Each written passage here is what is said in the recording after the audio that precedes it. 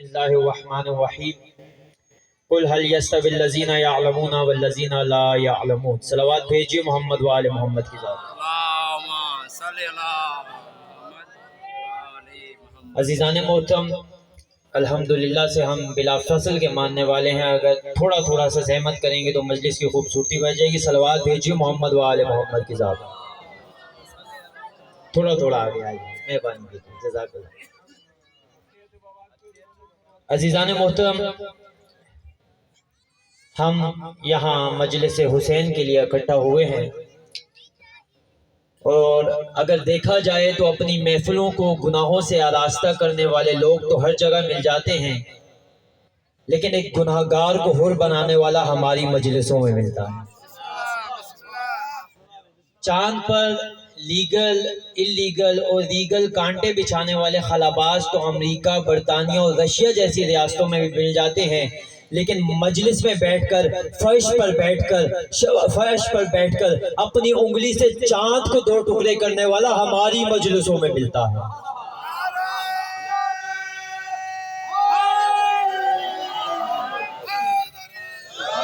ماشاءاللہ کہ سلامت رہیں، تھوڑے سے آمادہ ہو جائیں. انشاءاللہ آج آخری مجلس ہے، آپ سے گفتگو کر رہا ہوں اور میں چند گزارشات بھی آپ کے سامنے رکھنا چاہتا ہوں.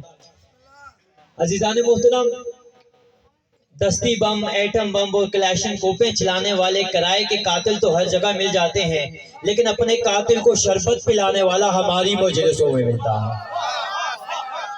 اور جو ہے سورج کی شعاؤں کو قید کرنے والے سائنسدان تو ہر جگہ مل جاتے ہیں، لیکن اپنی دہلیز پر ستارے اتارنے والے ہماری مجلسوں میں. عزیزان محترم، آج ہم یہاں امام حسین کے لیے اکٹھے ہوئے ہیں. ماشاءاللہ سے شیعہ سنی بھائی تمام لوگ یہاں پر موجود ہیں، اور یہ مظاہرہ کر رہے ہیں کہ ہمارا تعلق حسینی سے ہے، یزیدوں سے نہیں ہے.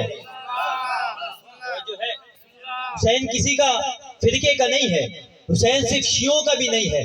اگر تم حق بات کہو تو تمہارے ہوئے حسین. یہ کس نے کہا کہ صرف ہمارے ہیں حسین؟ تو جو ہے تمام حضرات، میں بتانا چاہتا ہوں کہ حسین کسے کہتے ہیں. کائنات میں جو انسان اپنی دشمن کی طاقت کو لعنت کا توق بنا کر اس کے گلے میں ڈالے اسے حسین کہتے ہیں. اپنی دشمن کی طاقت کو لعنت کا توق بنا کر اس کے گلے میں ڈالے اسے حسین کہتے ہیں. باغ مخالف کی لہروں سے ٹکراتی ہوئی اگر حق کی کشتی ڈوبنے کے قریب آ جائے تو جو انسان اسے ظلم و ستم کی موجوں سے بچا کر نجات کے ساحل پہ لا کھڑا کرے اسے حسین کہتے ہیں. عزیزان محترم، علم عمرانیات کے قانون کے مطابق جب بھی کسی تحریک کے خلاف تین طاقتیں اکٹھی ہو جائیں تو وہ تحریک ختم ہو جاتی ہے. پہلی طاقت دا پاور آف ویلتھ، دولت کی طاقت. دوسری طاقت دا پاور آف آرمی، فوج کی طاقت. توجہ ہے تمام حضرات.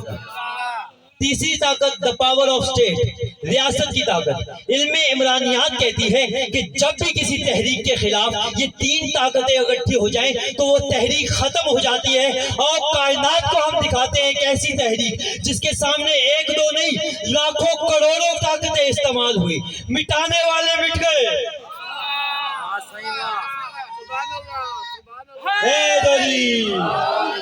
بٹانے والے مٹ گئے، دبانے والے ڈٹ گئے.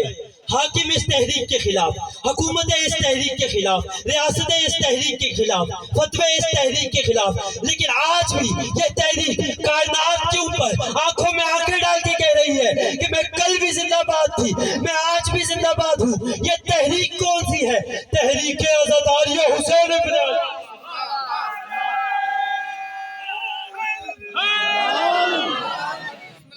توجہ ہے تمام حضرات. تحریک آزاداری حسین ابن علی. خبردار کسی جوان کے ذہن کی دہلیز پر یہ سوال نہ اترے کہ آزاداری کو ہم نے زندہ رکھا ہے. توجہ ہے، آزاداری کو ہم نے زندہ نہیں رکھا بلکہ آزاداری نے ہمیں زندہ رکھا ہے. ہم نہیں تھے، آزاداری تھی. ہم ہیں، آزاداری ہے. ہم نہ ہوں گے، آزاداری ہوگی. آزاداری نے ہمیں زندہ رکھا. جانتے ہیں یہ ہر جگہ جو حسین حسین ہو رہا ہے یہ کسی بی بی کی دعا تھی.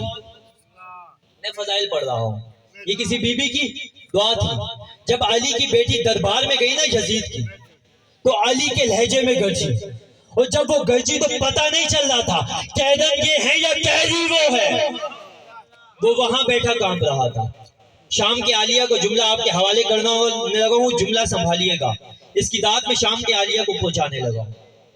ایک مرتبہ یزید کی آنکھوں میں آنکھیں ڈال کے کہا، او ہمارے غلام کے آزاد کردہ غلام کے بیٹے، توجہ ہے، وہ ہمارے آزاد کردہ غلام کے بیٹے، تو کیا سمجھتا ہے تو ہم پہ ظلم و ستم کرے گا، ظلم و ستم کے پہاڑ گرائے گا، ہم پر ظلم کرے گا؟ میں علی کی بیٹی برسر دربار تیری آنکھوں میں آنکھیں ڈال کے تجھ سے وعدہ کر کے جا رہی ہوں کہ قیامت تک تیرا نام لینے والا کوئی نہیں ہوگا، میرا حسین کل بھی زندہ باد تھا، آج بھی زندہ باد۔ بسم اللہ بسم اللہ، سب مل کے، میرا حسین کل بھی زندہ باد تھا، آج بھی زندہ باد ہے۔ ہو سکتا ہے کسی کے ذہن میں سوال آئے کہ جب بی بی نے کہہ دیا تھا کہ یزید کا نام لینے والا نہیں ہوگا کوئی، آج تو یزید کی وکالت بھی ہو رہی ہے، آج تو یزید کی حمایت بھی ہو رہی ہے، توجہ ہے، تو اب بتاؤ یزید کی حمایت کیسے ہو رہی ہے؟ ہوتی نہیں ہے اس طرح سے خفیہ حمایتیں۔ ہمت مزید رکھ، ذرا کھل کے سامنے آ، ہمت مزید رکھ، میں نے حسین رکھ دیا اپنے پسر کا نام، بیٹے کا نام کربلا تو بھی یزید ہے۔ جانتے ہیں سب مل کے دونوں ہاتھوں کو بلند کریں، آخری مجمع بھی حیدری۔ جانتے ہیں یہ نام کبھی نہیں رکھیں گے اپنے بچوں کا، پتہ ہے کیوں نہیں رکھیں گے؟ کیونکہ یہ ملوکیت کو خیالی بنا دیا، اور پھل نہ سکے گا جس کو وہ ٹالی بنا دیا۔ کافر بھی نام رکھتے نہیں ہیں یزید کا، شبیر نے یزید کو گالی بنا دیا، شبیر نے یزید کو گالی بنا دیا۔ تو جو ہے تمام حضرات کی، کربلا اس میدان کا نام ہے کہ جہاں تلواریں ہار جائیں بدن جیت جائے۔ تھوڑی زحمت کریں، کربلا اس میدان کا نام ہے جہاں تلواریں ہار جائیں لہو جیت جائے۔ کربلا اس میدان کا نام ہے جہاں حق جیت جائے باطل ہار جائے۔ کربلا اس میدان کا نام ہے جہاں تلواریں ہار جائیں لہو جیت جائے۔ جملہ آپ کے حوالے کرنے لگا ہوں، کربلا اس میدان کا نام ہے جہاں حرملہ ہار جائے اصغر جیت جائے، جہاں حرملہ ہار جائے اصغر جیت جائے۔ عزیزان محترم، ہار جیت کا تعلق مرنے یا مارنے سے نہیں ہوتا، مقصد سے ہوتا ہے۔ اگر مرنے والے کا مقصد زندہ رہ گیا تو وہ بھی زندہ رہ جاتا ہے، توجہ ہے تمام حضرات کی۔ اگر مارنے والے کا مقصد مر گیا تو وہ بھی مر گیا۔ اب یزید کا مقصد کیا تھا کہ اذانیں بھی سلامت نہ رہے، نمازیں بھی سلامت نہ رہے، اسلام کا کوئی نام لینے والا نہ ہو، روزہ رکھنے والا نہ ہو۔ حسین کا مقصد یہ تھا اذانیں بھی سلامت رہے، توحید بھی سلامت رہے، دین بھی سلامت رہے، اسلام بھی سلامت رہے۔ تو پوچھ وقت کی ان بے زبان کتابوں سے، سنو اذان تو سمجھو حسین زندہ، سنو اذان تو سمجھو حسین زندہ ہے۔ عزیزان محترم، میں نے 9 دن آپ لوگوں کے ہاں گزارے، جتنی محبت جتنی عقیدت مجھے آپ لوگوں سے ملی، جتنا احترام مجھے آپ لوگوں سے ملا، خدا کی قسم کم ہی علاقوں میں نصیب ہوتا ہے۔ آپ لوگوں کی مہمان نوازی، آپ لوگوں کا پیار، آپ لوگوں کا علم ذوق، مولا آپ لوگوں کو سلامت رکھے اور شاد و آباد رکھے، کوئی غم نہ دے سوائے غم حسین کے۔ عزاداری کے 2 چہرے ہیں، ایک ہے مجلس جو ابھی ہو رہی ہے، اور ایک ہے جلوس جو کل نکلے گا۔ اجازت ہو تو میں دونوں کی حقیقت بیان کرنا چاہتا ہوں۔ ایک مجلس ہے جسے جلسہ کہا جاتا ہے، یہ مجلس حسین ہے، توجہ ہے۔ اگر ایک مجلس میں نوکر اور سردار ساتھ بیٹھے ہیں تو سردار کو فکر ہی نہیں ہے کہ نوکر آگے بیٹھا ہے۔ اس پنڈال سے باہر کوئی ملک تھا، کوئی چودھری تھا، کوئی وڈیرا تھا، کوئی زمیندار تھا، کوئی جاگیرداری تھا، لیکن جب کوئی یہاں آ گیا وہ سب در حسین کے فقیر بن گئے، جو ہے سب در حسین کے فقیر بن گئے۔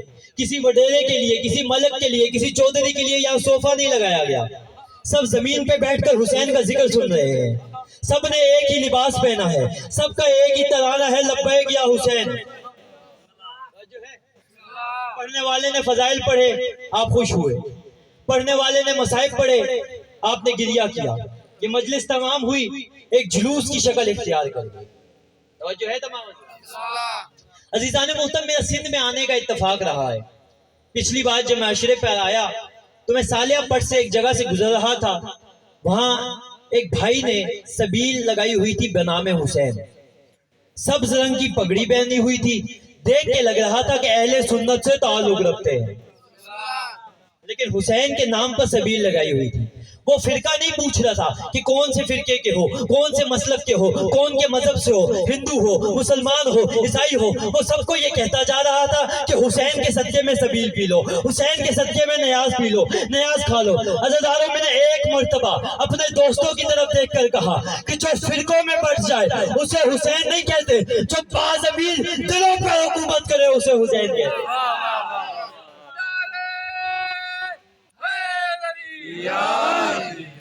عزیزان محترم، قرآن اور کربلا نے ہمیں ایک ہی درس دیا ہے کہ دو ہی راستے ہیں آپ کے پاس، ایک حسینیت کا راستہ ہے، ایک یزیدیت کا راستہ ہے، اس سے علاوہ تیسرا راستہ کوئی نہیں ہے۔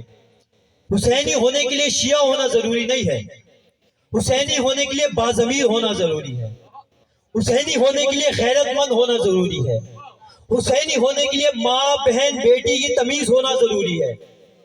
اگر آپ میں یہ تین ریکوائرمنٹس پوری ہیں تو آپ حسینی ہیں۔ آج لوگ مسلمانوں کو دیکھ کے کہتے ہیں کہ مسلمانوں کے لیے اسلام مسلمانوں کے لیے آیا ہے۔ نہیں، اسلام مسلمانوں کا نہیں ہے، اسلام انسانیت کے لیے آیا ہے۔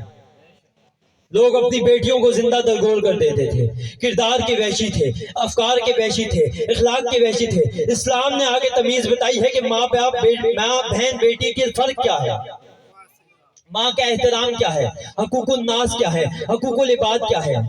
توجہ ہے تمام حضرات؟ عزیزان محترم، قرآن مجید میں اللہ تعالیٰ ارشاد فرماتا ہے یا ایھا الناس کونوا واہلیکم نارا، اے ایمان والو اپنے آپ کو اور اپنے گھر والوں کو جہنم کی آگ سے بچاؤ۔ میں سوال کروں یا رسول اللہ، یہ جہنم کی آگ سے بچا کر جانا کدھر ہے؟ کہا جنت میں جانا ہے۔ مولا جنت کہاں سے ملے گی؟ کہا حسن و حسین و سید و شباب اہل الجنہ، حسنین جنت کے سردار ہیں۔ ایک بہت سادی مثال آپ کے سامنے پیش کرتا ہوں کہ مثال کے طور پر کسی کو زمین لینی ہو تو کسی پڑھے لکھے کو ساتھ لے کر جاتا ہے کہ مجھے زمین کی معلومات نہیں ہے، تم کاغذوں کو پڑھ سکتے ہو، میرے ساتھ دیکھنا میرے ساتھ دھوکہ نہیں ہوگا، میں نے فلاں زمین خریدنی ہے، آپ دیکھنا کاغذ صحیح ہے یا نہیں ہے، جس کی زمین ہے وہ مالک بھی اسی کا ہے یا نہیں ہے۔ آپ سب چیزیں چیک کرتے ہیں ایک چھوٹی سی زمین کے لیے۔ پتہ نہیں سمجھ یہ نہیں آتا کہ ساری زندگی لوگ جنت جنت کرتے رہتے ہیں، کبھی پوچھا ہی نہیں جنت کے مالک کون ہے، جنت کے مالک کون ہے۔ ایک بہت سادہ سا مسئلہ تاکہ ہر عام و ذہن ان الفاظ کے ذہن پر اتر جائے۔ تو جو ہے تمام مسئلہ، یہ علم عباس جو ہم اٹھاتے ہیں، علم عربی میں کہتے ہیں، اسے اردو میں جھنڈا کہتے ہیں۔ ہر ملک کا اپنا جھنڈا ہوتا ہے، پاکستان کا اپنا جھنڈا ہے، توجہ ہے، اجازت ہے پڑھوں، پاکستان کا اپنا جھنڈا ہوتا ہے، ہندوستان کا اپنا ہے، ایران کا اپنا ہے، امریکہ اپنا ہے، لیکن اگر ایک ملک کا جھنڈا دوسرے ملک میں لہرایا جائے تو وہ اس ملک سے غداری ہوگی۔ اگر پاکستان میں ہندوستان کا جھنڈا لہرایا جائے تو یہاں پاکستانیوں سے غداری ہوگی، اگر ایران میں امریکہ کا جھنڈا لہرایا جائے تو یہاں ایرانیوں سے غداری ہوگی۔ لیکن عزیزان محترم، کیا کہنے عباس کے علم کے کہ یہی علم میں نے ایران میں بھی دیکھا ہے، پاکستان میں بھی دیکھا ہے، ہندوستان میں بھی دیکھا ہے، امریکہ میں بھی دیکھا ہے، برطانیہ میں بھی دیکھا ہے۔ پتہ لگا جو ملکوں پہ نہیں بلکہ زبانوں پہ چھا جائے اسے حسین کہتے ہیں۔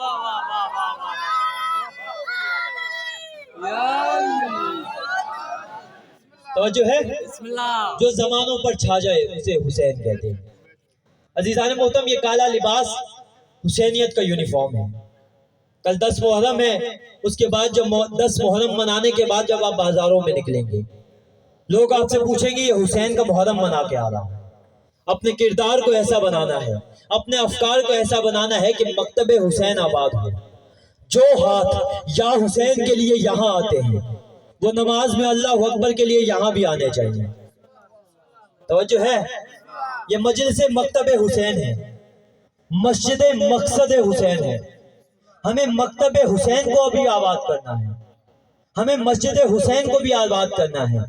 تو جو ہے تمام حضرات کی عزیزان محترم، لوگ پوچھیں گے کہ بھائی نماز تو یزید بھی پڑھتے تھے، یزیدی بھی پڑھتے تھے. کربلا کا بھی ایک عجیب رنگ تھا. وہاں 9 لاکھ تھے، یہاں 72 تھے. وہاں بھی نمازی تھے، یہاں بھی نمازی تھے. وہاں بھی قرآن پڑھنے والے تھے، یہاں بھی قرآن پڑھنے والے تھے. وہاں بھی حاجی تھے، یہاں بھی حاجی تھے. وہاں بھی مسلمان تھے، یہاں بھی مسلمان تھے. وہاں پیسے دے دے کر بلایا جا رہا تھا، یہاں چراغ بجھا بجھا کر اٹھایا جا رہا تھا. وہاں لالچے دے دے کے بلایا جا رہا تھا، یہاں چراغ بجھا بجھا کے بگایا جا رہا تھا. وہاں 9 لاکھ تھے یا 72 تھے، لیکن وہ جہنمی یہ جنتی، فرق کیا ہے؟ ان کے پاس حسین نہیں تھا، ان کے پاس حسین تھا. جنہوں نے امام حسین کو مان لیا، حسین کو مان لیا.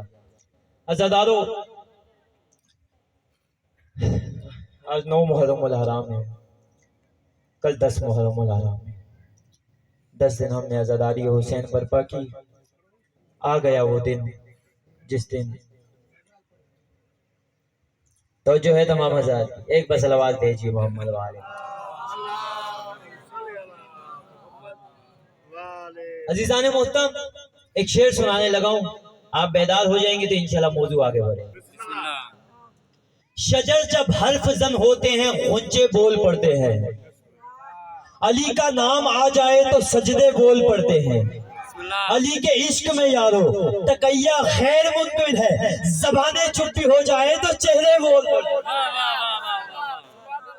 توجہ ہے تمام حضرات، زبانیں چپ بھی ہو جائے تو چہرے بول پڑتے ہیں. اب حسینیت اور یزیدیت میں فرق کیا ہے؟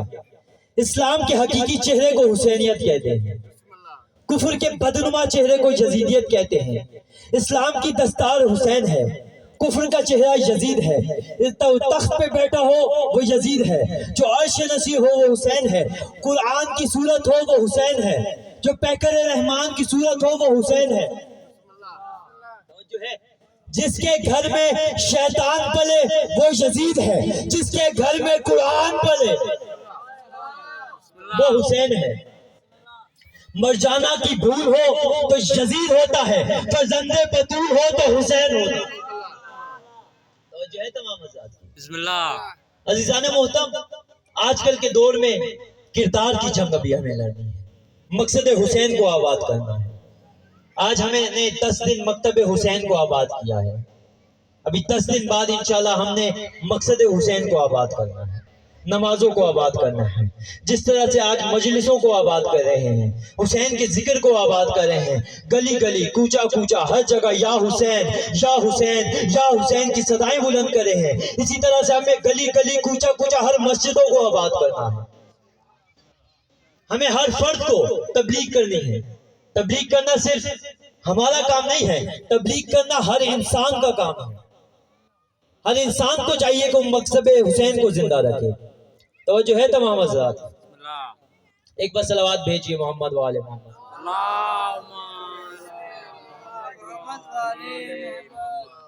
بس عزیزان محترم، اور بھی لوگ ہوں گے پڑھنے والے اور آپ لوگ بھی تھک چکے ہیں. 9 محرم الحرام ہے، کل 10 محرم الحرام کا چاند نظر آ جائے گا. کل کی صبح کا آغاز ایک قیامت خیز آغاز ہوگا. جناب علی اکبر کی آواز بلند ہوگی، کربلا کی جنگ شروع ہو جائے گی. کبھی قاسم کے بازو اٹھانے پڑیں گے حسین کو، کبھی جناب قاسم کے ٹکڑے اٹھانے پڑیں گے حسین کو، کبھی جناب عباس کے بازو اٹھانے پڑیں گے حسین کو، کبھی علی اصغر کے گلے میں تیر نکالنا ہوگا، کبھی جناب علی اکبر کے سینے سے برچھی نکالنی ہوگی. بڑی ہمت چاہیے عزیزان محترم. کل حسین کو گریہ کرنے کی راتیں ہیں، گریہ کرنے کے دن ہیں، آخری دن رہ گیا ہے. کھل کے حسین کو پرسا دے دے، نہ جانے اگلا لمحہ بھی نصیب ہو نہ ہو. دونوں آپ کے اختیار میں نہیں ہے، آنسو آپ کے اختیار میں نہیں ہے، گرمی ہے، پیاس کی شدت ہے، کمر میں درد ہے، ہزاروں چیزیں ہوں گی، لیکن عزیزان محترم حسین کے غم میں 2 آنسو بہا کے چلے جانا، یہ تمہاری نجات کا ذریعہ. رسی خیمے کی جل رہی تھی، بڑا قیامت کا سما تھا، کسی کا چادر، کسی کا برقع، کسی کا بستر جل رہا تھا۔ بطول دو کے کہتی ہیں کہ تو بستر پہ سو رہا ہے، کسی کہیں پر تماچے برس رہے ہیں، اٹھو علی کے غیور بیٹو کہ غیر خیموں میں آ رہے ہیں۔ عزادارو، عاشورہ کی شب آئی کہ ایک مرتبہ بی بی زینب مصلی پر کھڑی ہیں، ایک مرتبہ نماز پڑھنے لگی ہیں۔ سیدوں سے معافی مانگ کے جملہ کہنے جا رہا ہوں عزادارو کہ یہ پہلی نماز تھی علی کی بیٹی کی جو بنا چادر کے تھی۔ نہ جانے کتنی مشکل ہوگی یہ نماز علی کی بیٹی کے لیے۔ ایک مرتبہ علی کی بیٹی نے نماز شروع کرنا چاہی کہ اول وقت قضا نہ ہو جائے۔ ایک مرتبہ خیموں میں کسی لعینوں نے آگ لگانا شروع کر دی۔ ادھر بی بی رقیہ دوڑتی ہوئی آئی، ایک مرتبہ کہا بی بی زینب ابھی نماز کا آغاز نہ کرے، فوجی خیموں میں آ گئے ہیں، سپاہی خیموں میں آ گئے ہیں۔ ادھر ایک مرتبہ بی بی نے امام سجاد کے خیمے کا رخ کیا، ایک مرتبہ رو کے کہا سجاد میں بھتیجے ہونے کی حیثیت سے نہیں پوچھ رہی، میں پھپھی ہونے کی حیثیت سے نہیں پوچھ رہی، میں تجھے امام مان کے پوچھ رہی ہوں کہ علی کی بیٹی نے نماز پڑھنی ہے، خیموں میں آگ لگ گئی ہے، میں خیمے سے باہر نکل جاؤں یا میں خیمے میں نماز پڑھوں، بس اتنا کہنا تھا۔ ادھر امام سجاد کی آنکھیں بند تھی، ایک مرتبہ کہا پھپھی شریعت یہ کہتی ہے کہ ایک مرتبہ خیمے سے باہر نکل جاؤ، اپنی جان کو پہلے بچاؤ، بس یہ کہنا تھا عزادارو، یہ کہنا تھا۔ ایک مرتبہ بی بی نے رونا شروع کیا، کہا میں ایک مرتبہ بی بی نے رونا شروع کیا، ایک مرتبہ سجاد بیٹا میں یہ پوچھ رہی ہوں، ایک مرتبہ آنکھیں کھولو، دیکھو میرے سر پر پردہ نہیں ہے، میرے سر پہ چادر نہیں ہے، مجھے سمجھ نہیں آتا میں جان کی محافظت کے لیے خیمے سے باہر کیسے جاؤں۔ ایک مرتبہ امام سجاد بیماری کی حالت میں اٹھ کے کہتے ہیں چچی میرے غازی کہاں ہے، پھپھو میرے غازی کہاں ہے۔ ایک مرتبہ یہ کہنا تھا، کہا بیٹی بھتیجا میں ہم غریب ہو گئے ہیں، ہمارا عباس بھی چلا گیا ہے، ہمارے قاسم بھی تقسیم ہو گیا ہے، علی اصغر کے سینے میں بھی تیر لگا ہے، علی اکبر کے سینے میں بھی پرچی لگی ہے۔ عزادارو، ایک مرتبہ امام سجاد سے پوچھا گیا مولا سب سے مشکل وقت آپ کے لیے کون سا آیا؟ کہا علی اصغر کے گلے میں تیر لگا، تیر کا وزن زیادہ تھا، علی اصغر کا وزن کم تھا، وہ وقت بھی مشکل تھا لیکن اس سے بڑا بھی ایک وقت تھا۔ کہا عباس کے بازو کٹے، جناب عباس کی آنکھ میں تیر لگا، وہ وقت بھی بڑا مشکل تھا لیکن اس سے بڑا بھی ایک وقت تھا۔ اسی طرح امام نے تمام مصائب بیان کرنا شروع کیے، کہا قاسم کے ٹکڑے حسین کے لیے اٹھانا بھی مشکل تھا لیکن اس سے بڑا مشکل بھی ایک وقت تھا۔ کہا شام کی گلیاں تھی، میری پھپھیاں علی کی بیٹیاں 15 اذانیں رکوع کی حالت میں کی، ادھر لعینوں نے پتھروں کی بارش کرنا شروع کی، کسی نے کپڑوں پر آگ لگائی، ایک مرتبہ آگ علی کی بیٹیوں پر پھینکنا شروع کیے، ایک مرتبہ رو کر کہا میں علی کی بیٹی ہوں تھوڑی حیا کرو۔ اِنَّ لِلَّهِ